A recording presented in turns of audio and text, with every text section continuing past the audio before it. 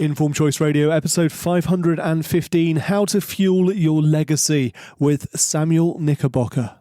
Live from Sundial House Studios, this is Informed Choice Radio. Want to make the most of your money and your life? You've come to the right place. Now, here's your host, Martin Bamford. Have you ever thought about building a legacy? Maybe you've wanted to start your legacy, but you don't know where to start. My guest on the podcast today is Samuel Knickerbocker, author of Fuel Your Legacy, 9 Pillars to Build a Meaningful Legacy. Sam specialises in 21st century financial strategies, which are focused on helping you establish a legacy of meaning. Because, as you will hear in our conversation today, your legacy is not dependent on your level of wealth. Sam grew up in poverty, his family relying on government and church aid. Despite earning good money from a young age, it was a change in his mindset that allowed a fundamental shift from poverty to legacy to take place. Sam's book, Fuel Your Legacy, is the ideal place to start identifying the identity of what your legacy could be. So here's my conversation with Sam Knickerbocker, author of Fuel Your Legacy and host of the Fuel Your Legacy show, in episode 515 of Informed Choice Radio. Sam, welcome to the show. Maybe you could start by telling us just a bit about you and a bit about your story, really, where you've come from, what you do, that sort of thing. Sure. I'm the 7th of 11 kids. I think this is the most defining is my childhood. 7th of 11 kids raised in what I would consider poverty, basically on government and church assistance, just to support us. My parents, they were food delivery drivers. So that's how they supported our family. And that can be rough. And with that, my mom was either pregnant or breastfeeding for 30 years. So think about the toll that would take on any human, let alone some moms, they can handle it better, but my mom definitely didn't handle it well. It created a lot of chemical imbalances, which led to abuse in various forms. So as I was growing up, poverty, abusive situation. And by the time I got to be about 18, I was wondering, what the heck, how do I overcome this? Like, why is this happening, right? Why is this happening in people's lives? Not just my life, right? I'm strong, I can become more, but why is this happening in humans' lives? And why do people stay in situations that they're having these negative environments, right? So it's negative food environment, negative emotional environment, chemical environment, physical environment is just negative. And why do people stay in these environments? So I went to school for psychology, then neuropsychology, biochemistry, really wanted to just find out why this is happening. And what it came down to when I got all the way back to sociology was people who understood how money worked, families, households that understood how money worked had less of those social issues, anxiety, depression, divorce, domestic violence, child abuse, that less of those circumstances than people in lower income households. So that was number one. And it's not that the higher income households don't have them. They absolutely do. But when they do have those issues, they have the resources, the financial resources to get the help that they need. And so I shifted my whole entire focus into just simply teaching people how money works. Never really got over the feeling, and I still, like, my driving motivation is to help people become happier, gain fulfillment, have self-confidence, and live a life of meaning. And to create their existence rather than being a victim to the circumstances around them. Because I was a victim growing up. I victimized my siblings as a way to gain power in my own household so that I would not get beat. I became the abuser, which is, that's a whole nother story on that side. But I've seen all angles of it. And so I really just want to help people create solid boundaries, live a life of meaning, and then the name of my brand, Fuel Your Legacy, right? Everybody has a different goal. Everybody has a different thing they want to be remembered for. But most people aren't living that. Most people aren't living intentionally. Most people aren't living what they want, how they want to be remembered, because they don't have either the time or the financial resources to do so. And I would say, if you say you don't have the time, it's really you don't have the financial resources. Because you can buy time. You can buy, if not your own time, you can buy other people's time to help you in your dream. But if you have no financial resources, then it's a little bit difficult to do so. It's interesting you sort of frame it like that and talked about, money giving you the resources to deal with issues as they arise. But many people get out of the abusive environments they're in and the negative environments they're in without those financial resources. I mean, in your story, Sam, you made a conscious decision to study the subjects you did and learn about this stuff before the money came, I guess. So what was the trigger to push you down that path and help you gain that level of understanding? Yeah. So honestly, it was my mentality was still pretty sucky. So by the time I was 18 years old, I was earning more money than my dad was on an annual basis. So I had went and did door-to-door sales, knocked on doors, selling pest control to people, and I was making more than my dad. So the money came definitely before the sanity and the help came. Okay. I mean, through motivation or fear, you can be driven to make money. But the problem was I was making more money than my dad was, but I was still broke because I was spending out of sedation is what I call it, spending on sedation, where to deal with all of the emotional trauma that I had, I was spending money on clothes. I was spending money on food. I was spending money on toys or experiences because I wanted to mask the internal work that needed to be done. I thought, if I just look successful on the outside, then I will be successful. And that's just not true. But until I had enough money that I wasn't living hand to mouth, and I figured out how to manage my money, I wasn't really able to heal myself. And if I was looking at a time scale, I started working full time when I was 11 years old. I've been providing for myself since then. Primarily, I was a primary provider for myself.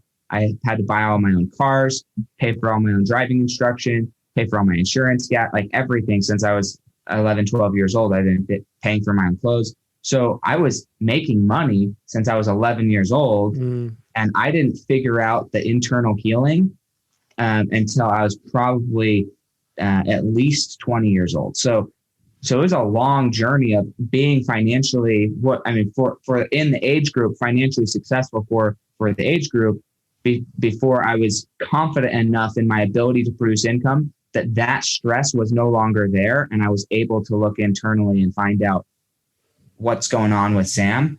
And then once I found that out, then my income almost quadrupled. So it was interesting.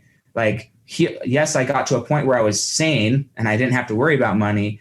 So I could look internally. Once I looked internally and got right with myself, then my income quadrupled. So I really think that you need to have some financial success before you really get to deal with that inner work. And you see this with grown men now, 40 to 50 years old, they've built multi-million-dollar companies. They've lost multi-million dollars, and they rebuild it again until they figure out, oh, maybe I need to go do some Wim Hof theory. Maybe I need to go do some internal work. And then that's when they're like, oh, what's really important is how I'm being remembered, not necessarily all this money. But until then, you're chasing money rather than living the life of meaning. So when we hear all the sort of gurus, the entrepreneurial gurus talk about fake it till you make it, this is not so much about finding the answers and figuring stuff out, but it's about putting in place enough resource so you can get to that next step.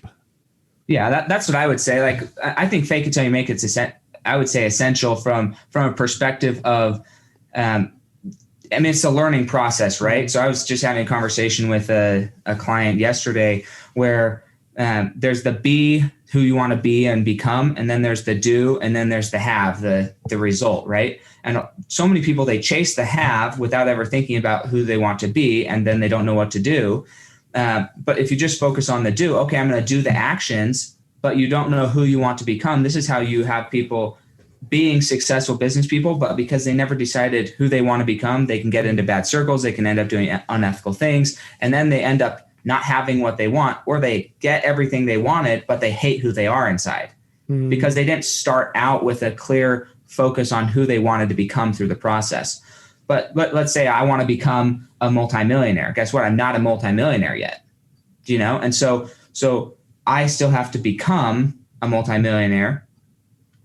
And my way of doing that is studying other multimillionaires and acting the way that they act. So doing the things that they do. So I still am faking it as far as doing those things before I have become that person. but I'm doing it with a clear goal of what I want to become. So my practice of doing it, you could say fake it till you make it, or practice till you succeed, right? You can say it either way, but the point is that you're practicing the doing, or the faking it till you make it is the practicing who you want to become.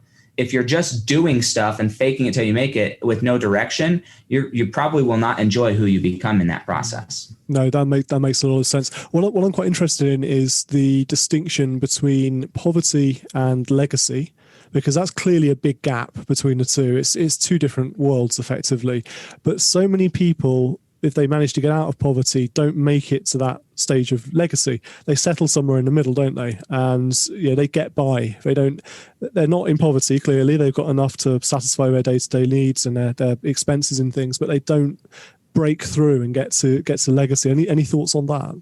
Yeah, for sure. So I kind of approach the conversation again. I approach everything from a psychological perspective and brain structure perspective. So you have to stay with me here, but I believe poverty is more of a mental illness than it is a physical situation, right? Because Gandhi, how much resources did Gandhi have himself? Did he have a bunch of money and living this wealthy lifestyle? No. Or Mother Teresa, did she have this huge lavish lifestyle? No. Like if you looked at them, went to their house, you would say these people live in poverty, right?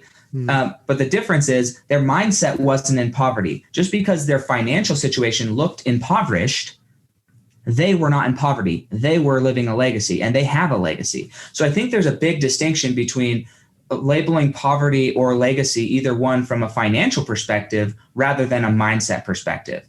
And this is where my parents, I would say we were raised in both poverty mindset-wise and financial circumstances. Okay. Now, over time, my parents shifted from poverty into wealth and creation, but we were still modeled poverty. So we were being taught the successful books. We were reading Rich Dad, Poor Dad, Think and Grow Rich, The Richest Man in Babylon. We were reading all these successful people, but then our modeling was poverty. So we were changing our mindset before we changed our physical circumstances.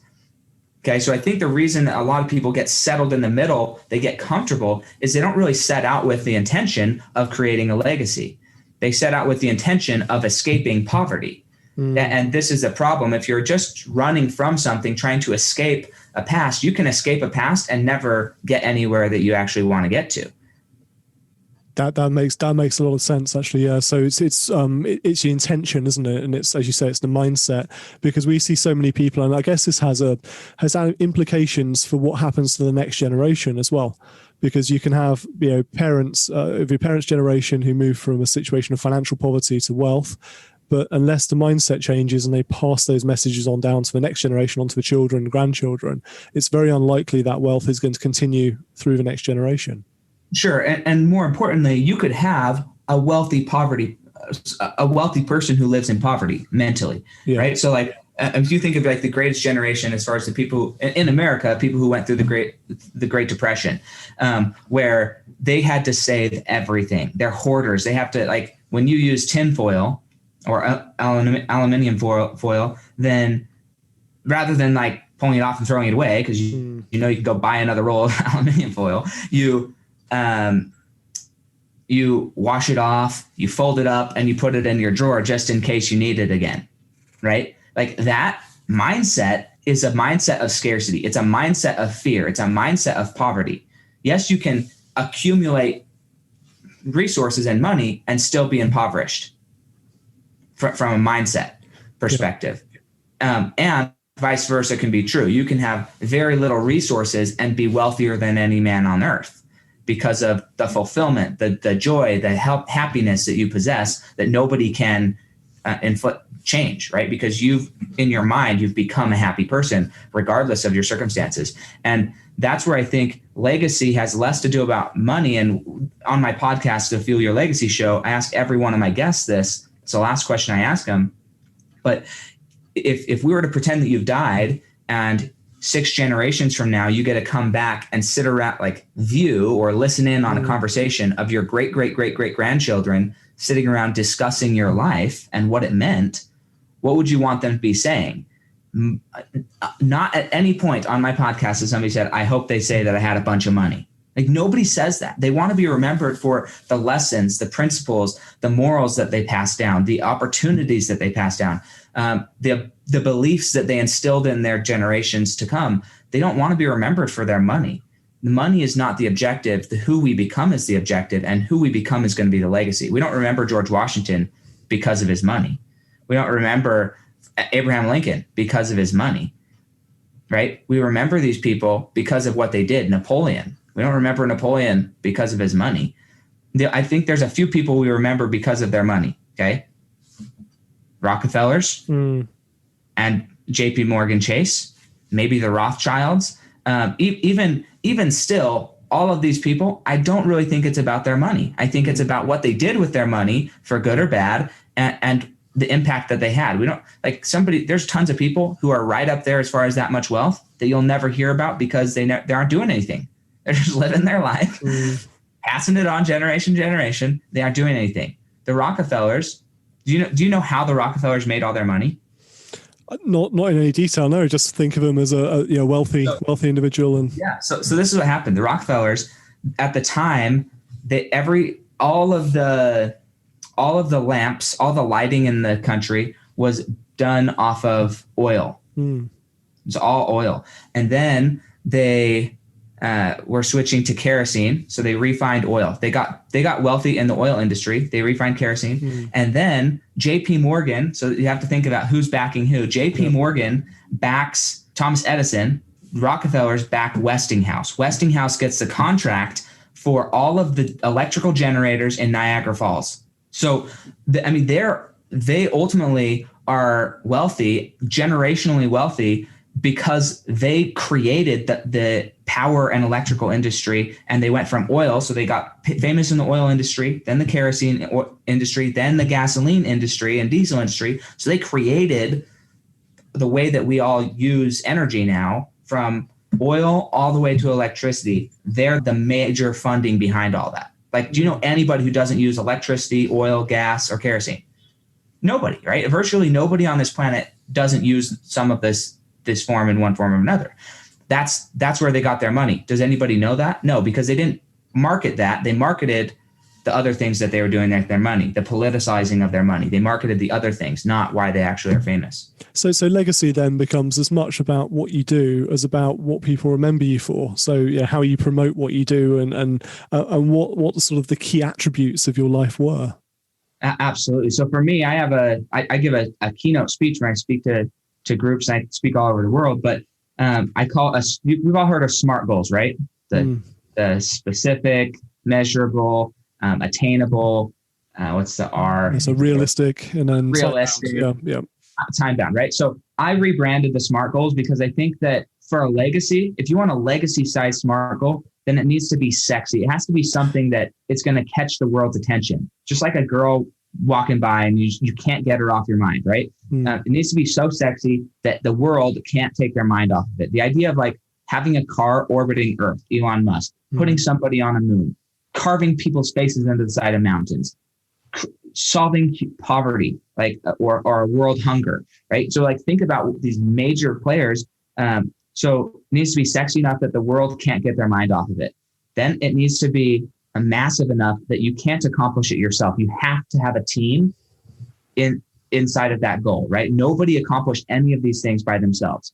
So it has to be big enough. You have to include people. It needs to be audacious. You've got to create separation. You've got to get to the point where you have haters, people who think, oh, there's no way you're going to succeed. You're doing it for the wrong reasons, right? And all of these people I've mentioned, they all had haters who thought they had malintent. There's people that I don't like, and there's people I support, right? And no one's to say that they're right or wrong. It's just different than what I want to do. So it needs to be audacious. It has to be remarkable. If nobody's going to talk about it, then that's free advertising. The reason Donald Trump, whether you like the guy or not, the reason Donald Trump is so flipping successful and went from a Hollywood actor to a politician is because he owns the news cycle. He does. Since he started running for presidency in America, every news cycle pretty much has been regarding him. And that's free advertising. He doesn't have to pay for a penny of that advertising. So people are talking about it. So are you remarkable? Is what you're trying to accomplish remarkable? And then secondly, are you being transparent with it? Are you actually telling people what you want to accomplish? Because if you don't tell people, it doesn't matter how cool it is, right? Who carved Mount Rushmore?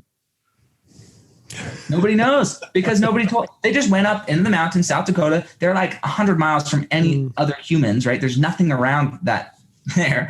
And they just went to work, started carving this thing in the side of the mountain. Whoop-de-doo, right? Finally, it gets discovered. They put up a shop there so that people can go and view it. But there's no reason for anybody to go to North Dakota unless you're in oil or you want to go see Mount Rushmore, because there's nothing else up there, right? And so why there?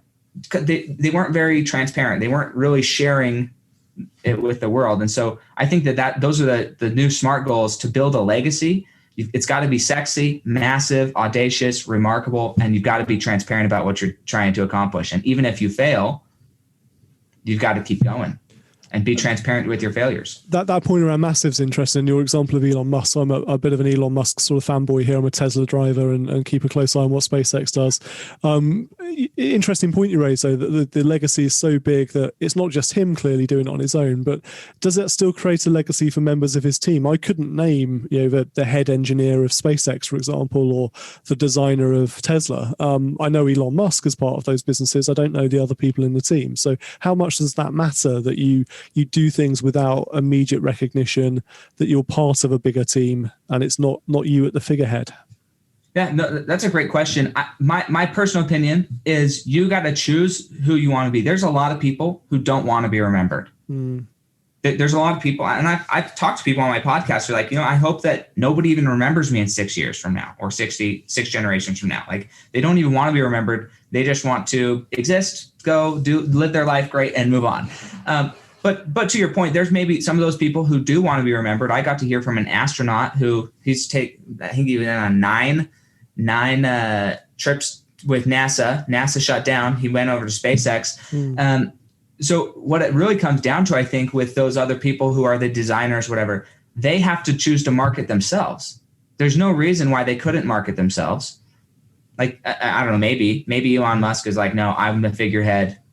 Nobody gets to say anything about me. But based on what I know about Elon Musk, I couldn't imagine him saying that.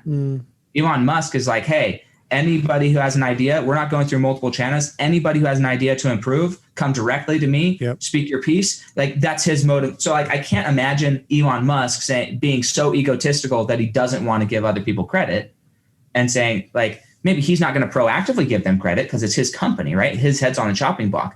But if they chose to go out and say, yeah, I created this. Yes, it's Tesla. Yes, I sold all the rights, but this was my design. They could still market themselves and start designing for other companies if they wanted to.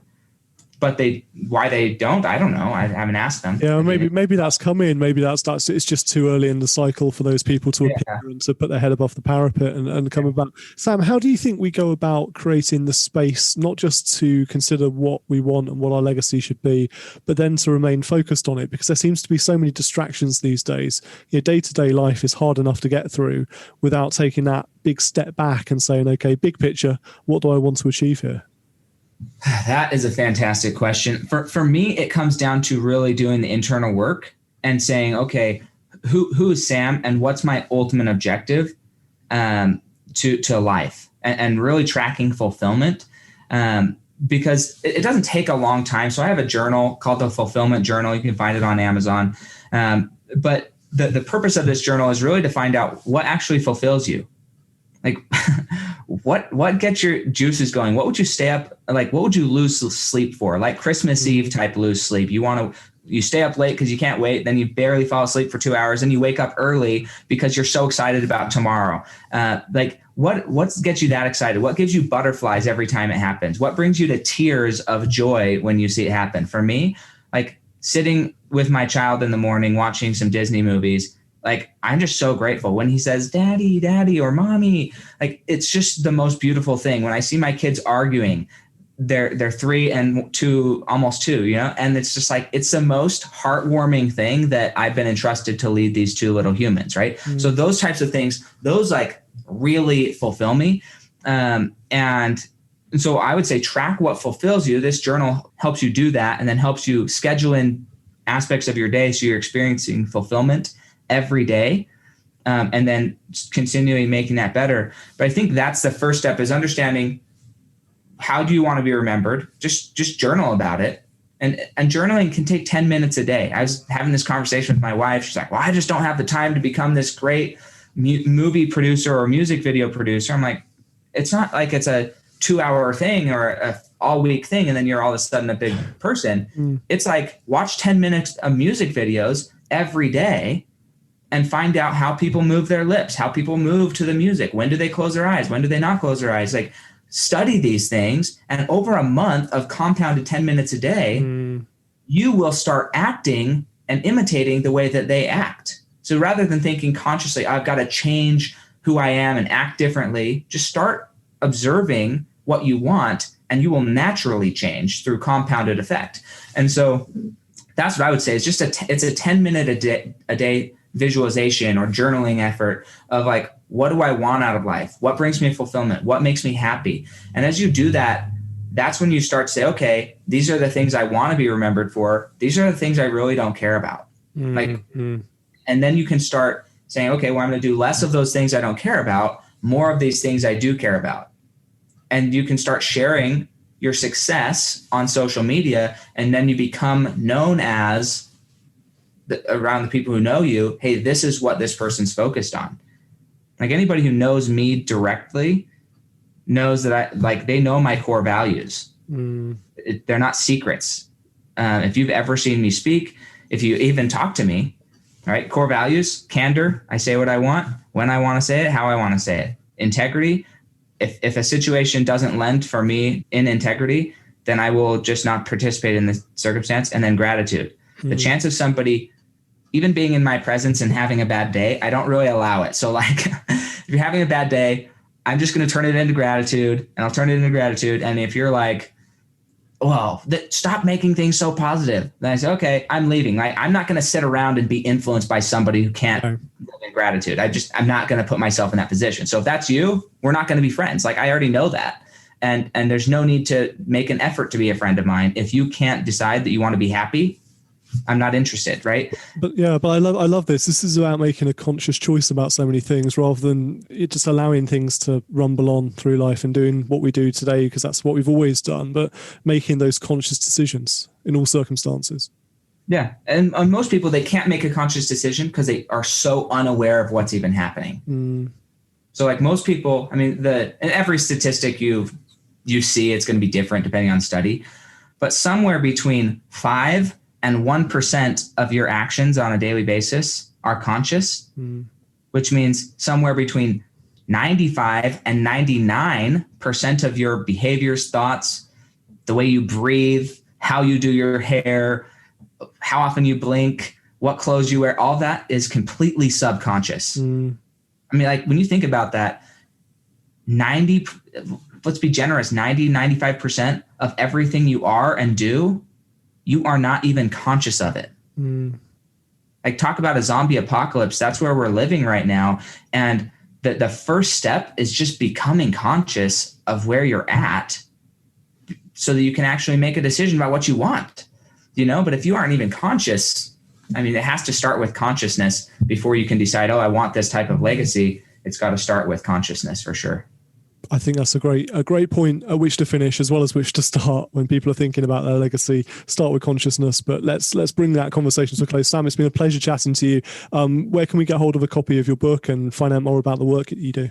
Yeah, absolutely. So my website, samknickerbocker.com. Over in the UK, they've got Knickerbocker Glories. Okay, so if you got to go get one of those, it's a nice ice cream. Everybody describes it like it's the size of like this giant cup of ice cream. It's really not as big as I say. In my childhood, it was at least that big. But in reality, it's tiny as well. In their childhood, it was this thing. Really, it's like a small ice cream sundae. It's not a big one, but maybe just because I'm from Utah or America, and everything here is like 4 times the size of things in Britain. So, but anyways, so Sam Knickerbocker, the last name is Knickerbocker. So samknickerbocker.com. You can get access to my podcast, Fuel Your Legacy show. Also my book, The 9 Pillars to Build a Meaningful Legacy. I haven't got the other 2 books up online yet, but they're coming soon. As far as on my website, they are on Amazon though. So if you want to go in and buy either the fulfillment journal, so you can start living in fulfillment every day, or another journal that I created called Identify Your Identity, Redefine Your Defining Moments. That is purely to help you live in gratitude. So take every experience. These are the 4 questions I ask myself repeatedly about every experience I have in the day, so that I end in gratitude. And this is how I programmed my life to live in gratitude. So if that's something you're interested in, being happy all the time and not allowing anything to disrupt your happiness, that journal's for you.